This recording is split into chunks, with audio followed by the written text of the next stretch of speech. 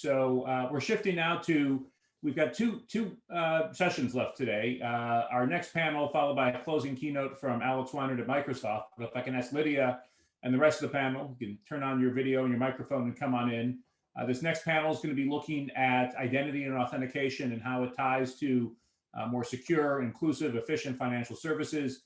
I am thrilled we were able to get Lydia Beyoud, who's a reporter with Bloomberg, who's been covering a lot of things in banking and fintech and the intersection with digital identity, to join us. So I'll step out of the frame and let you take over. Thank you.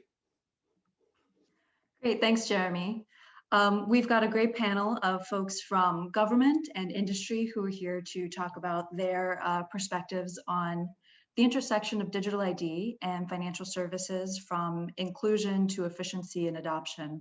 So briefly, I'm going to introduce our panelists. We've got Sarah Clark, who's Senior Vice President of Digital Identity at Mastercard, Luann Alexander, Chief Product Officer at Early Warning Services, Diem-Mi, Senior Counselor to Congressman Bill Foster, and last but not least, Ann Wallwork, Senior Counselor for Strategic Policy and Innovation at the Treasury Department. So I'm going to kick off by asking each of the panelists to talk about what digital ID means to them and how they operate within the financial services sector. Sarah, why don't we start with you? Sure, I'd be happy to start. So I head up our digital ID business at Mastercard, and it is a global business for us. And of course, Mastercard is a big player in financial services today. And what it really means to us is it's really sort of a logical extension of our business in many ways.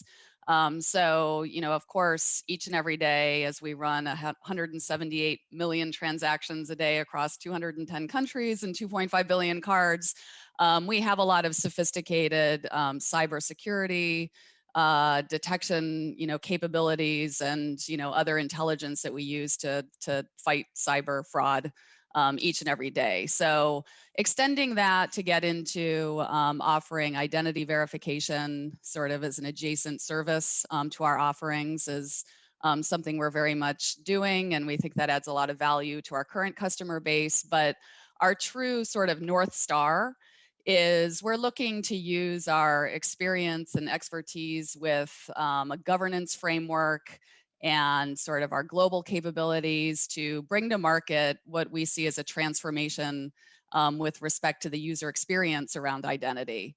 So instead of just identity verification being a service that somebody goes through, you know, during the different touch points with the different financial services organizations that you choose to do business with, our digital identity vision is to really bring that reusable aspect into the ecosystem.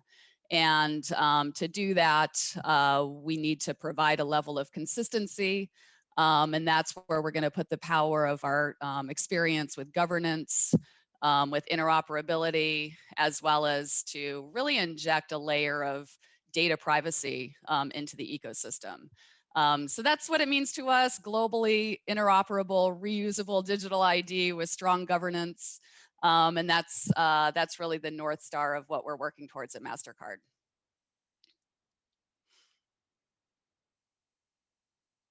And how about you at Treasury? Well, let me begin with my standard required disclaimer. The views I express here are my personal views only and do not represent the position of the Department of Treasury or any other part of the U.S. government.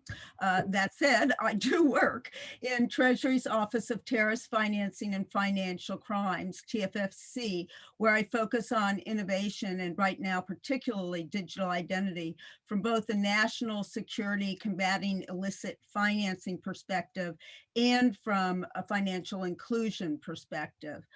TFFC is the policy development and outreach office for a larger office in Treasury called the Office of Terrorism and Financial Intelligence. FinCEN, the BSA regulator, is another component of the larger division at Treasury.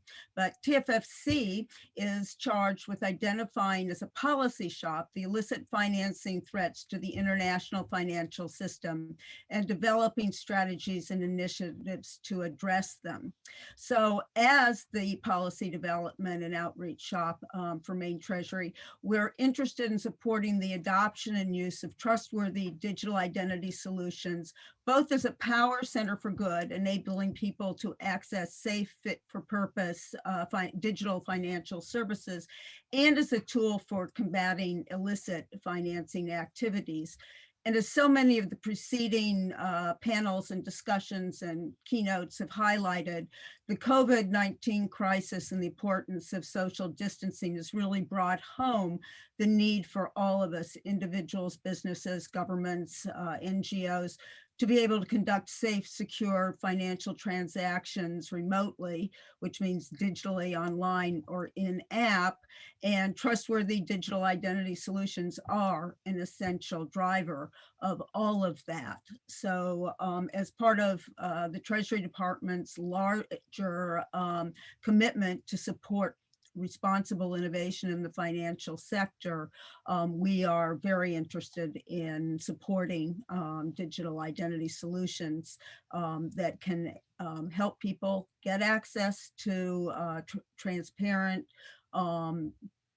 safe financial products, and that can help us keep illicit activities out of the financial system. And if they do come in, help with investigations to address them. Thank Great, you. thank you, Anne. How about you, Diem-Mi? I think Anne said it best, actually. So I work for Congressman Bill Foster, and he sits on the Financial Services Committee. And so I would say, you know, when we think about digital ID on the committee, I think it's often in the context of protecting consumers and, you know, and making sure that they can make use of all of the innovative technology out there and interact with financial services and payments online in a way that is secure and is safe.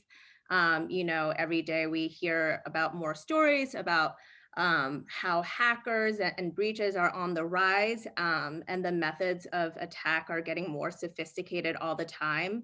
And I think our primary concern is to make sure that we always stay ahead of the curve, and that consumers can be able to protect their sensitive data, their sensitive information, you know, and sort of interact with services in a, you know, quote unquote, frictionless way, you know, without getting injured in the meantime. And I think that, you know, with the pandemic, in terms of protecting consumers, we've gone a sort of a step further, because we've seen, you know, with the rollout with the CARES Act, you know, efforts to really increase our unemployment insurance programs to levels we haven't seen before. There have been a lot of friction points, and I think a lot of those issues with sort of distribution of aid and benefits could be made better with a digital identity. So that's sort of the, you know, high level framework that we look at it from. Great, thanks. How about you, Luann? Hey, thank you. And many of you may not know Early Warning. We are a privately held, bank-owned fintech data collaboration. And we've been in business more than 30 years, and our business is fraud and risk management. In fact, we spend the majority of our efforts helping banks open new relationships for consumers. And the power of the collaboration is really in identifying data that an individual financial institution isn't able to see, particularly with new relationships or cross-portfolio types of frauds, including things like synthetics. So Early Warning is probably best known as the operator of the Zelle network, but essential to the Zelle network, which is a P2P small business as well as a disbursement network, is our ability to control the fraud and risk. So for us, we feel like we've been in the digital identity business since the advent of online banking, identifying individuals at the first point of contact, ensuring that they are who they say they are, ensuring that we can do business with them as a regulated entity, and making sure that they're an individual that we would want to do business with as well. So for us, I think digital identity has been our business, the bank's business, for a long time. It's an essential part, not just because of the regulation, but because that is what establishes the safety, soundness, and trust in the financial system. So again, we're happy to be here. Thank you, Lydia. But would be great to talk about other applications of what we do beyond banks. We do offer our services in the commercial space as well. Commercial entities as well as government entities are able to use early warning as well. Well, Luann, I'm going to stay with you for the next question, but I'd like the others to weigh in too. You know, EWS has been around 30 years, like you say, but we've seen just this flourishing of fintechs coming to market and changing the way that consumers and small businesses do banking, do payments. How are you incorporating digital ID into, you know, what you do for the financial services sector? And Sarah, I'd love for you to kind of weigh into it, what you're doing at Mastercard, but let's start with you, Luann. Yeah, well, currently we, certainly help financial institutions who onboard customers, identify them, establish a credential that they can use to authenticate that customer ongoing. And in moving of monies as well, we have services that allow you to attach an individual with an authorization on an account.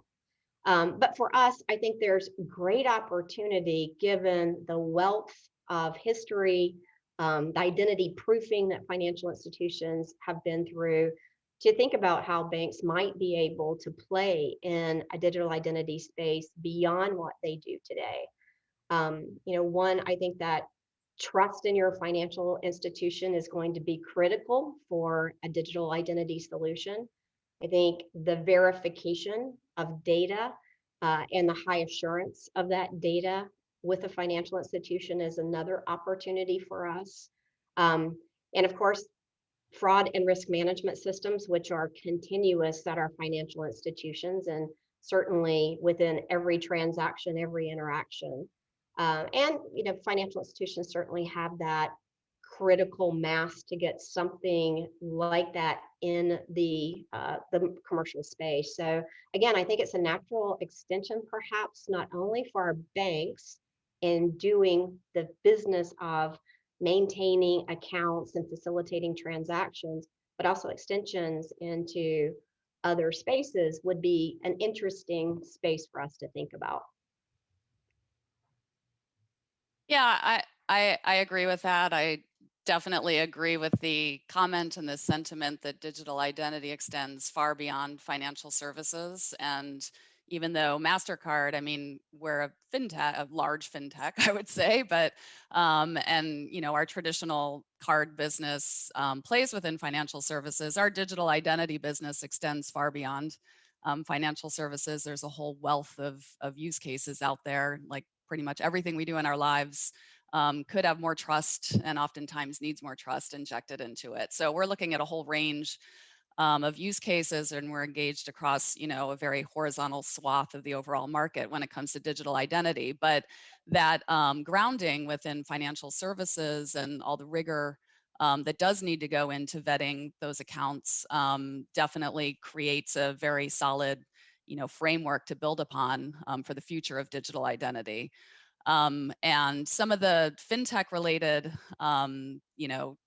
answers, I guess, that I have are: number one, the movements towards open banking, we think is really key to this ecosystem. Mastercard, of course, recently acquired a company in that space called Finicity. So we certainly leverage that bank data and those bank connections as part of our overall identity platform. And we think that's really important and plays a really strong role in identity verification. And just in general, fintechs have accelerated innovation and adoption of technology within banking.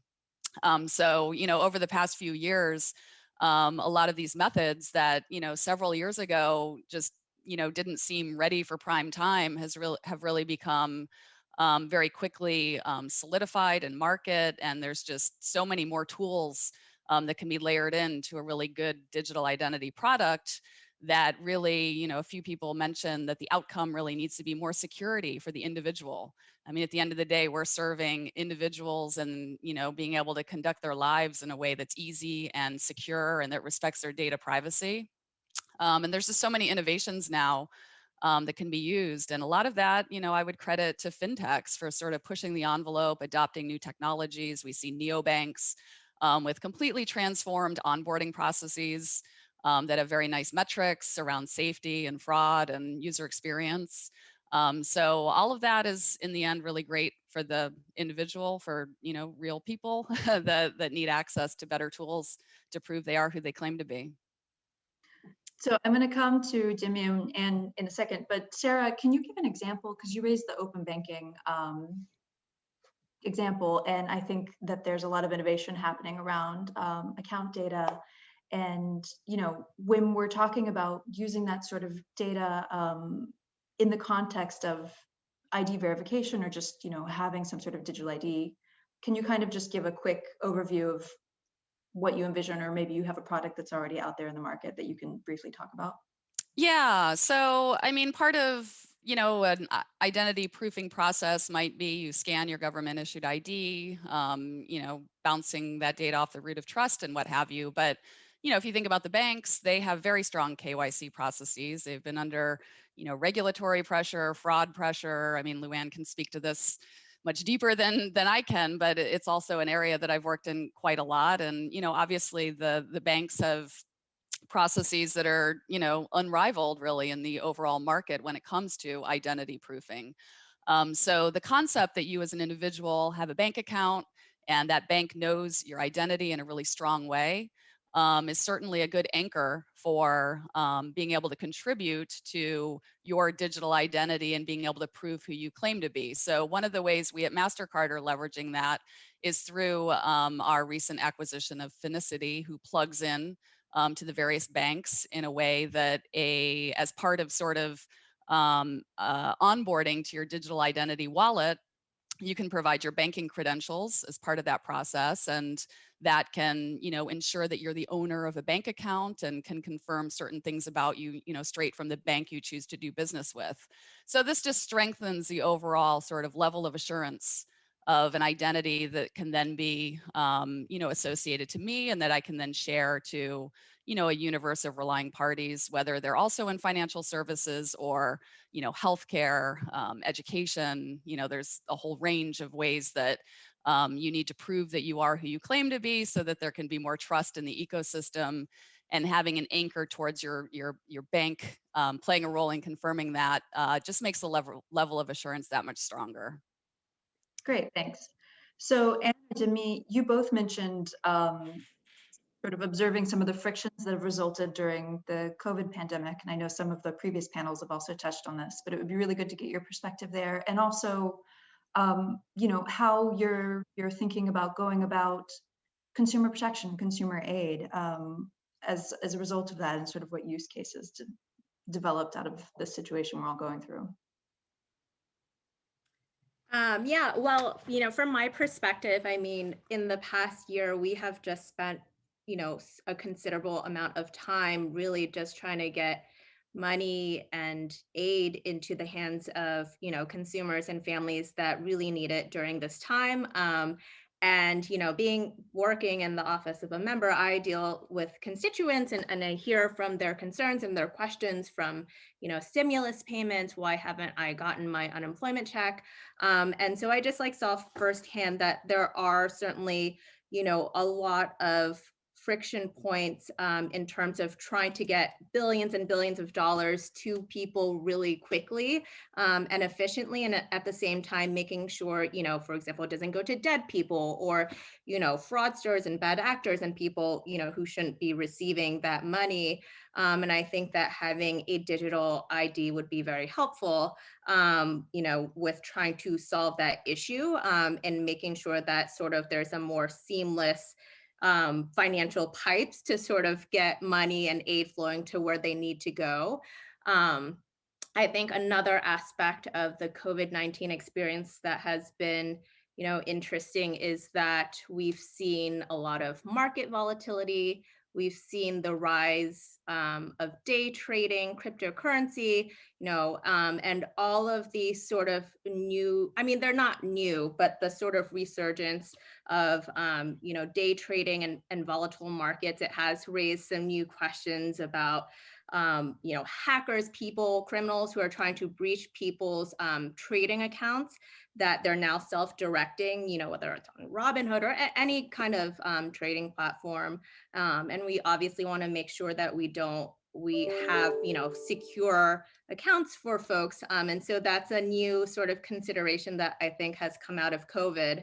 But just in general, I think that, thinking about digital identity as a sort of infrastructure and sort of pipeline issue that can really remove the points of friction and, it can help us understand who's eligible for aid, where to get it to them more quickly, things of that nature. So it's not just like the defensive aspect of like protecting people from fraudsters and criminals, but literally helping them to get money and get, aid more quickly, I think is a really important lesson from the pandemic.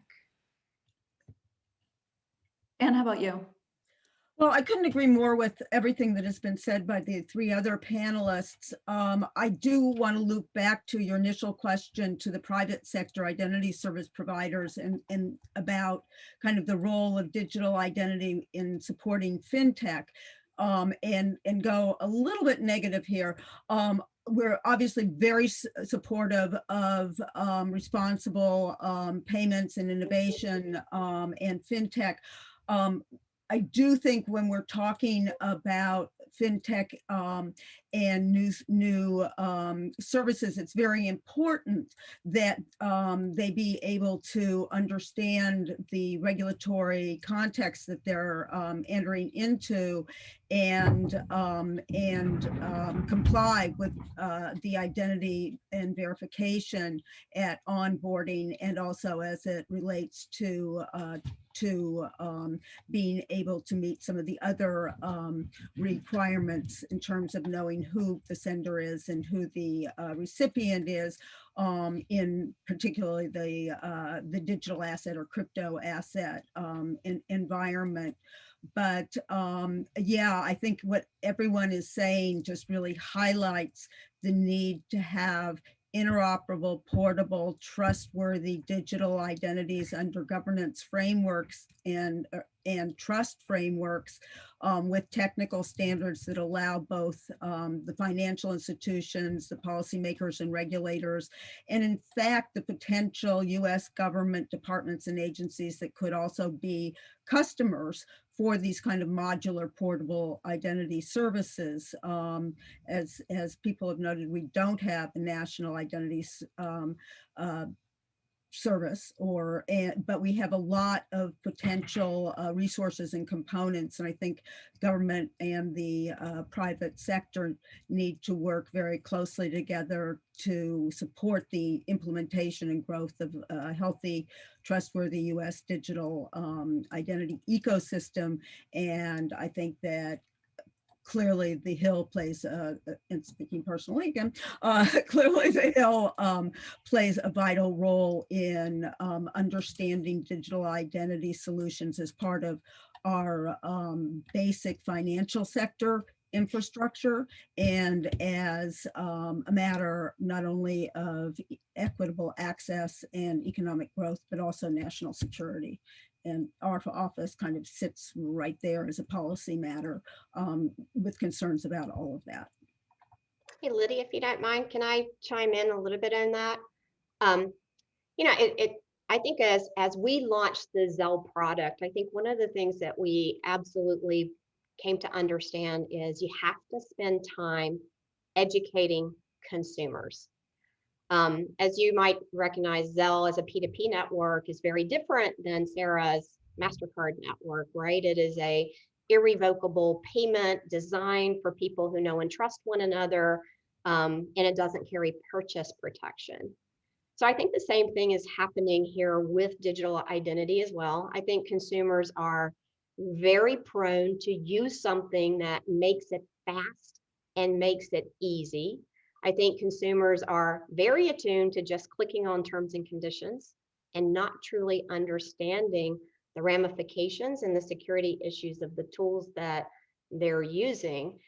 And I think it's incumbent on us as an industry, fintech, financial institution, government working together to educate consumers on their rights, on what is happening with their data, so that we can build a trust framework behind a digital identity. And of course, sharing a digital identity also gives you access to many, many other attributes about me that define me, right?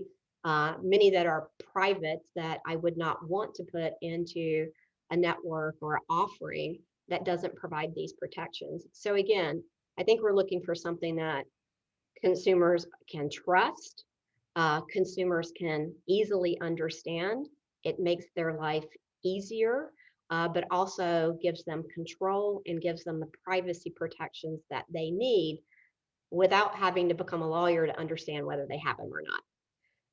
So again, I definitely agree with Anne there. I think that the onus is on us as we bring digital identity to the market to clearly educate consumers on which models provide those things and which models may not. Thanks for that, Luann.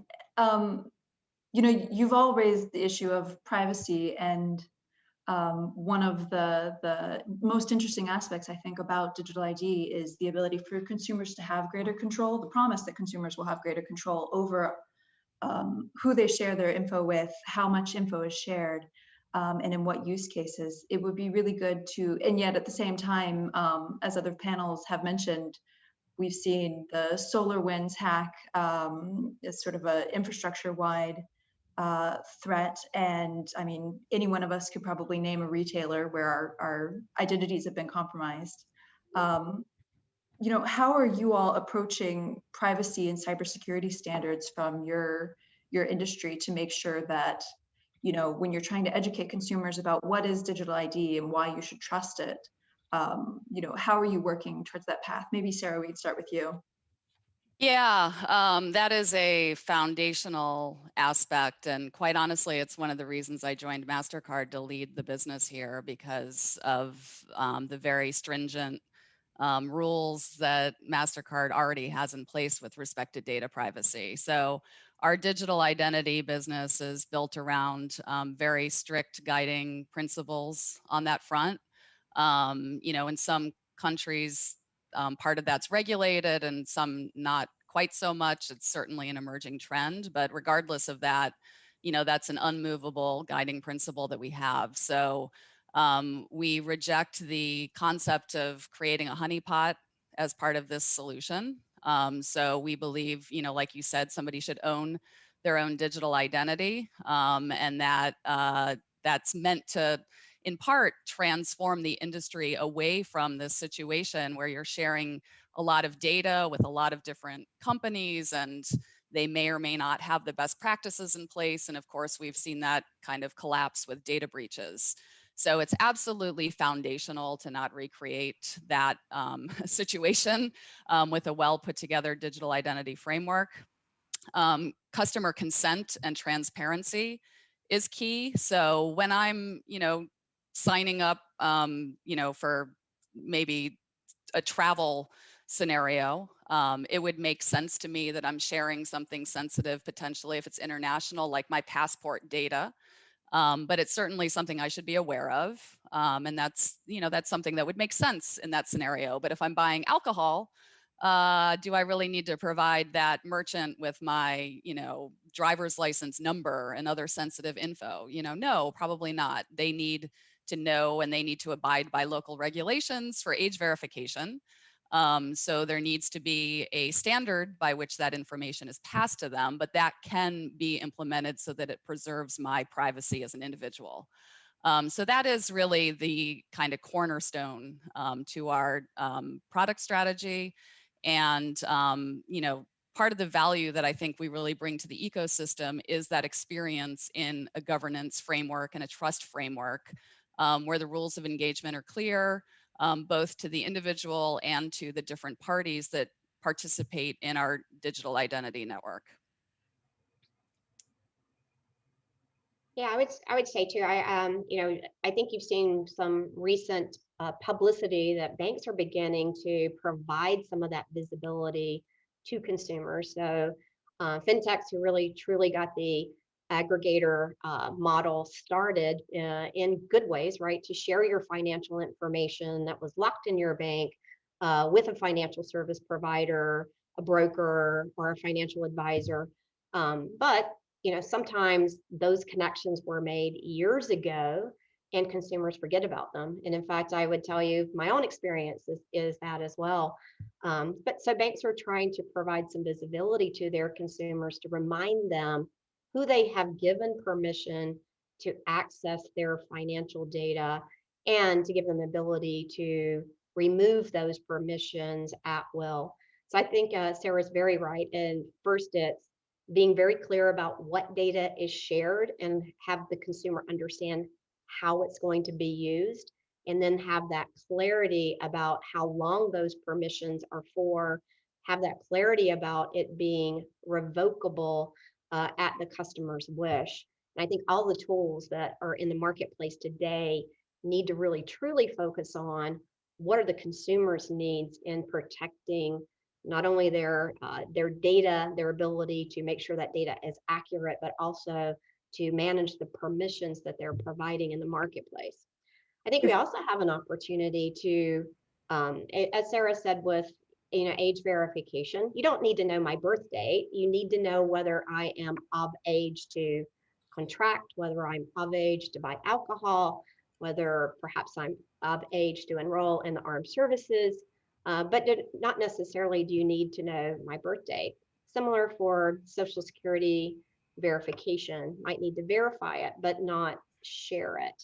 And similar for financial accounts, we have the opportunity, I think, with digital identities like we've never had before, to be able to provide aliases or tokens for an account as opposed to the distribution of routing transit and account numbers. And again, I think that the digital identity service market really makes this something that can be a reality quicker than we've ever seen before. So I agree with the importance of consumer consent and also data minimization. I think we're all interested in keeping PII out of the hands of bad actors. But one of the things that I think is really important as we all move forward is that the concerns about privacy be addressed, and the mechanisms for preserving privacy be addressed in a context that is cognizant also of the global standards and indeed US BSA requirements for access to underlying data by law enforcement or regulators, and AML requirements, for instance, for record keeping. And that we often talk about silos in the context of organizations and institutions. I think that it is really important that there be recognized both at the regulatory and policy maker and even global kind of focus of standards and policies and principles, somewhat of a siloing of privacy objectives and financial sector integrity objectives, and that it's very important to figure out how we can leverage innovative technology.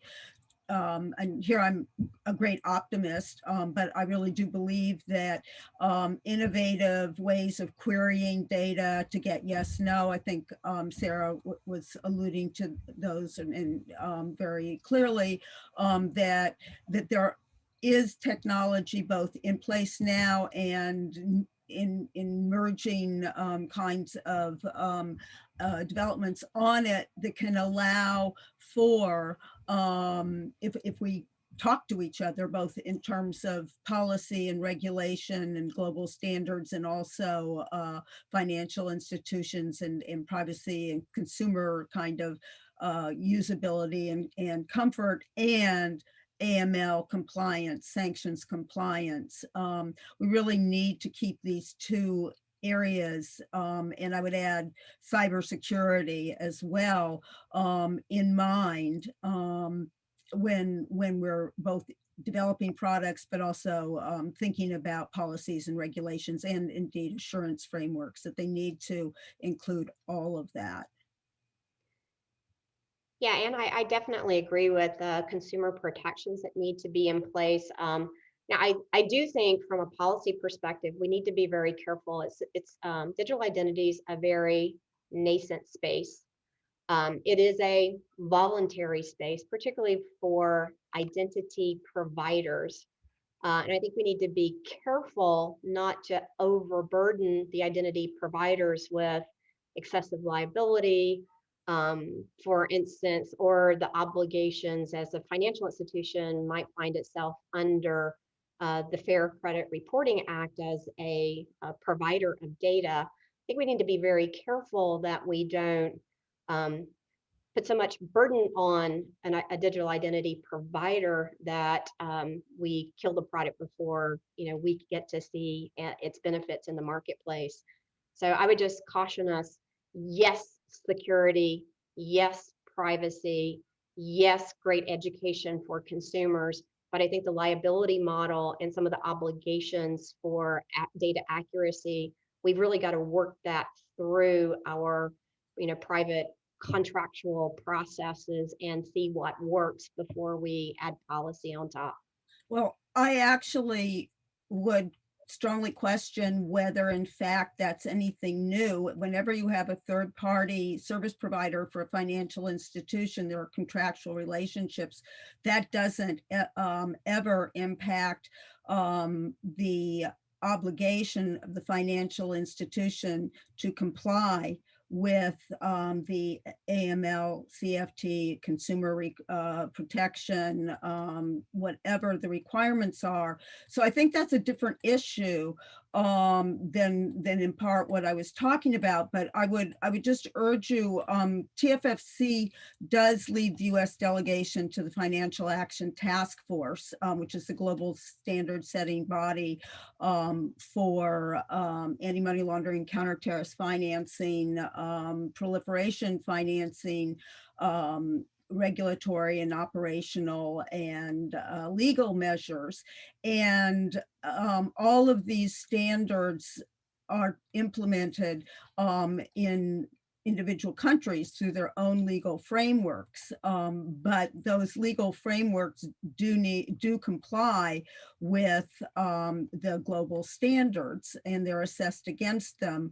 I would just note that TFFC was led the FATF's recent work and spearheaded the recent work in the digital identity space that culminated in the FATF's issuing digital identity guidance in March of last year. And that really does point to a risk-based approach for using these products and leveraging the technical standards and trust frameworks of, for example, NIST and EIDAS, but it certainly does not lift the regulatory responsibility obligation of complying with the global standards from financial institutions. It explains how financial institutions can use digital identity solutions to meet customer onboarding needs, to meet authentication of identity for account access. And I do think it's a very useful beginning framework, but I think it's really important not to kind of conflate the contractual conversations between financial institutions and digital identity services as third-party providers with kind of the regulatory and policy type of work at either global or national level that I was talking about. Yeah, and I think I probably was, Anne, talking beyond your scope. And just to be clear, I think it would be, if financial institutions are in a great position to be identity providers, as at least Sarah and I believe that they are, if in providing a service to their consumers that allow their consumers to consent to data to be shared with others, and in the process of providing that to a relying party who might be in an eligibility situation, for instance, the rules around the Fair Credit Reporting Act apply to that, then I do believe that it's going to be a very, very burdensome and difficult regulatory process to be under, as opposed to be under a consumer consented regulatory process that allows the consumer to pass that data, as opposed to the bank furnishing data into an eligibility type use case. Does that make sense? Agreed. Um, Yeah. It does. I think, again, it points to the need, say, for the U.S. interagency. We're working very closely with each other in the innovation space and digital identity space to be, to address those kinds of issues. It's very important for us to have these kinds of conversations in this fora to flag those issues. I would note that, in terms of the FATF guidance, it does address the role of financial institutions as third-party identity service providers and the requirements that come in on that from an AML CFT perspective, which it does not implicate the kinds of issues that you're talking about here.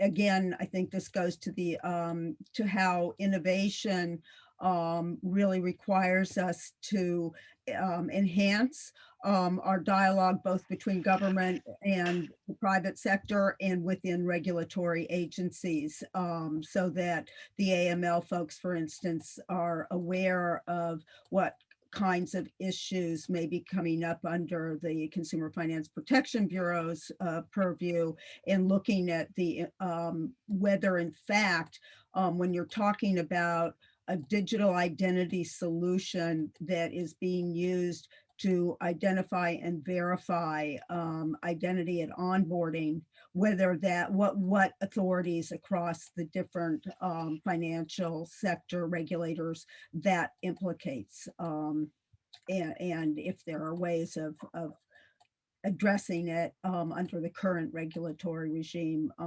with guidance or a statement of the kind that was issued by FinCEN and the banking regulators on innovation for transaction monitoring and suspicious activity reporting, for example. Again, speaking personally, but I think flagging that is really interesting.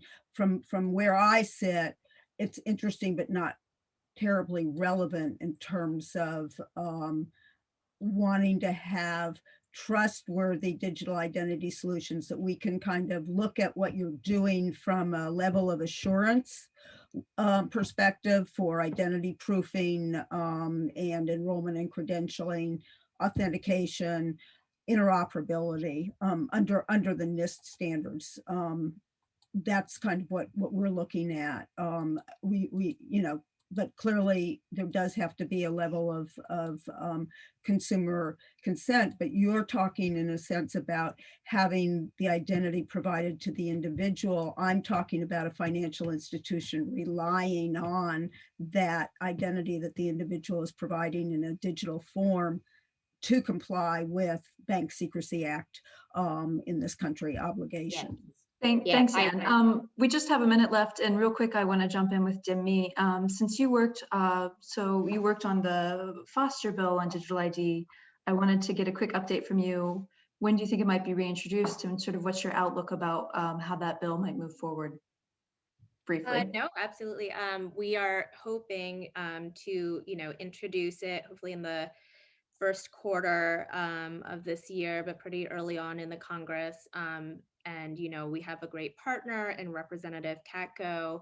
So we are very hopeful that, I think I spoke earlier about how, the need to update our infrastructure includes the need to update our digital ID infrastructure. And so, I'm hopeful that as we move forward in this Congress, there will be opportunities, perhaps in an infrastructure bill or, other legislation, where we can get much needed money to the states, because I think one of the key points of the legislation is that it sets up innovation grants that goes to states so that they can update sort of their own ID systems and their outdated DMVs and stuff like that. And so I think that it's something that, especially with the experience of COVID, really we're still in the thick of things. This is money that states desperately need to update their systems. And so we're hopeful that this can move forward and we can get progress and